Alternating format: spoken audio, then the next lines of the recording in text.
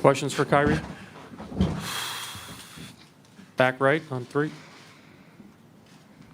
Kyrie, Davide Chinellato, Gazzetta Italy. Here, down here. What is the thing you're most disappointed about of this game one?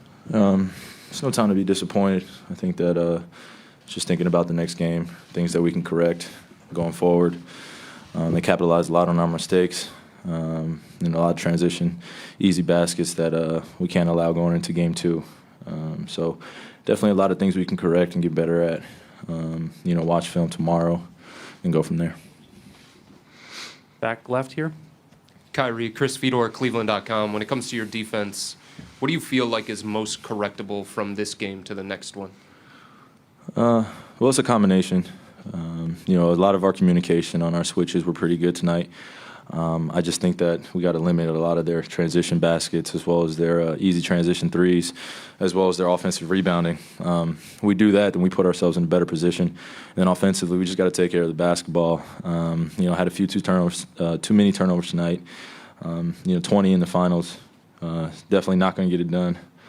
So as a team and collectively, we just have to take a honus and make a conscious effort to take care of the basketball and don't overthink out there. So. Eric in the back. Kyrie right here, right. Eric Pincus, Basketball Insider's Bleacher Report. You just mentioned that you want to limit their transition. Obviously, not turning it over will help, but how do you deal with their speed in transition? How do you stop them in transition?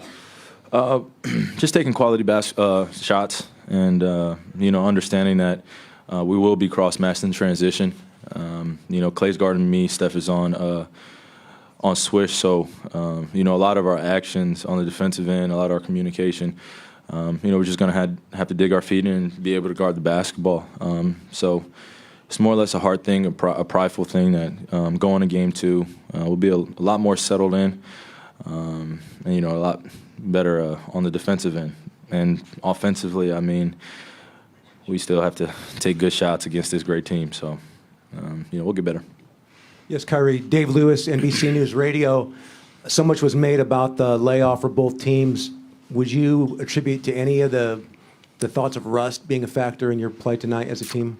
Well, there's no way you can simulate the Warriors' offense. So when you come out here and no matter how greatly prepared you are, going against them and being in the game is totally different. So, we're glad that we got game 1 out of the way, and to have this type of game and have an effort that we put forth, there's definitely some things that are correctable. So, just go forward, continue to have a mindset that, the goal at hand, which we want to accomplish, is going to be definitely a tough one. So, game 1 of the series is done, and, now we move on to game 2.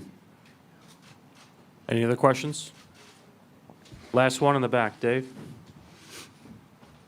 Kyrie, Dave McMenamin, ESPN. Late in the third quarter, I think at 3 minutes to go, it's a 12-point game. They go on a run to make it 22.